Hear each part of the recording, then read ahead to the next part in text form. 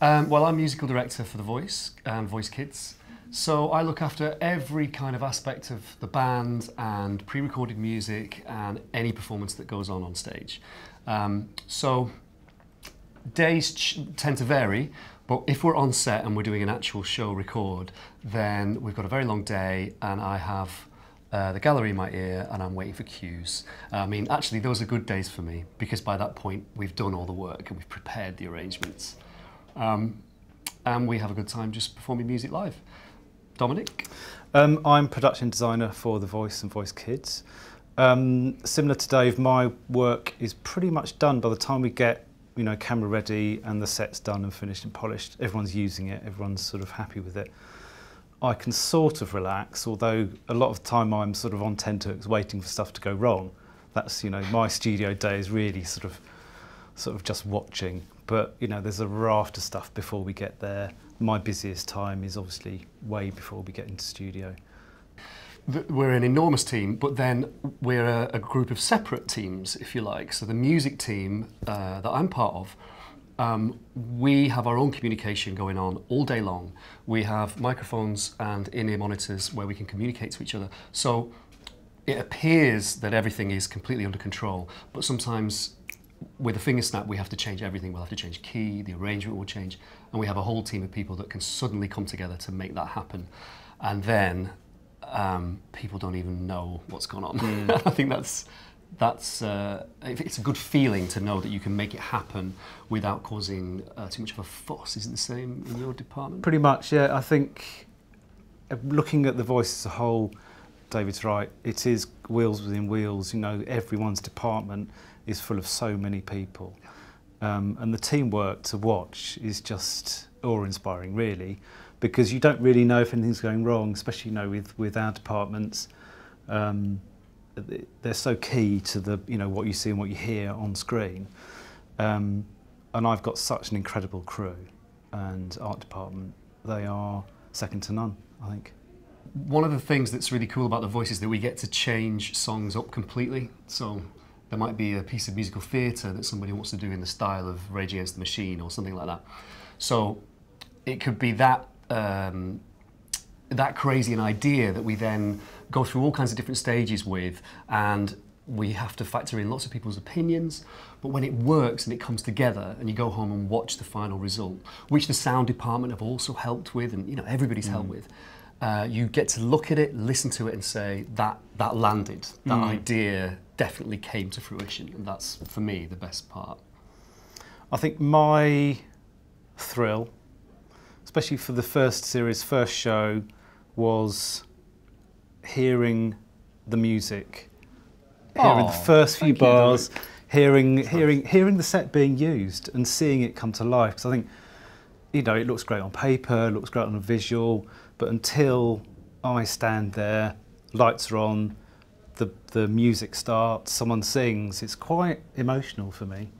My experience before coming to do The Voice was not really television, it was live concerts. So I worked with various pop artists as a musical director, bringing their tours to the stage. And it was through word of mouth. Actually, it was another musician that recommended me and said, this is a very high pressure music role. And they said that I might be good for it. So I went through I tried to turn the job down actually, because I was nervous. I didn't think I'd be able to pull it off. So it was a very difficult early part of my involvement in The Voice. I thought I was going to have a breakdown a couple of times, just because of the amount of music that has to be delivered in such a short space of time was quite a shock. But then once I found my feet and got into a kind of groove with it, I've loved every minute of it. And like we were talking about earlier, being part of a team that's another team and another team, and we all come together to make it work is a great feeling, actually. Yeah, same really. I mean, it's the whole team aspect, and that drives you on and pushes you, and it's just a wonderful show to be a part of. I think we've got such a brilliant set of art directors, Najin and Ben. Najin mainly does all of the creative, gets all of those ready for Jerry, the creative director. and she's always so excited by it, and it's sort of thrilling to be a part of that, especially on the live shows. That's the buzz. There are so many things that are unusual, that you pull off, and then you think, wow, how did we do that? Live shows are very exciting because you're listening to so many things at once to get the timing correct.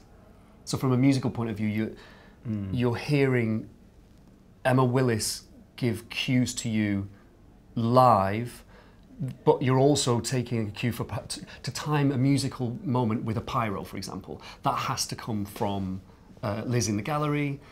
Do you see what I'm saying? All these things have to come together, and when they do, you feel like you're on top of the world. It's a really nice thing, especially on the live shows, like you mentioned already.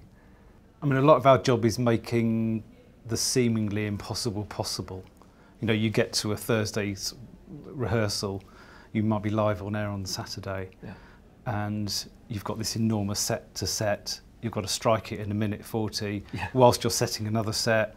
It's all those sort of things that people probably don't think about or realise goes on, probably. That's absolutely because the crew are so good at it. It's seamless. That's a thrilling bit as well, I think. Well, I'd say be ready for the pace of it. So, you know, do your work and prepare and learn as much as you can from other people who've worked in that environment. But the one thing I would say is the speed and what people want delivered at a high standard instantly is what shocked me straight away. And learning how to assemble a team or work with your team to achieve that result quickly and efficiently. I found that really difficult.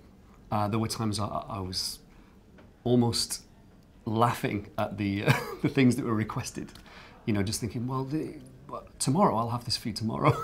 You know, probably you can't do that. I mean, that's the same as me. You know, the pressure to deliver, the pressure to find a team. Once you've found your team, you really don't want to let them go. It's probably the same for you. Yeah. You know, you have key people that you try and hang on to. We're all freelancers, so you try and sort of get another job after another job and try and keep them with you.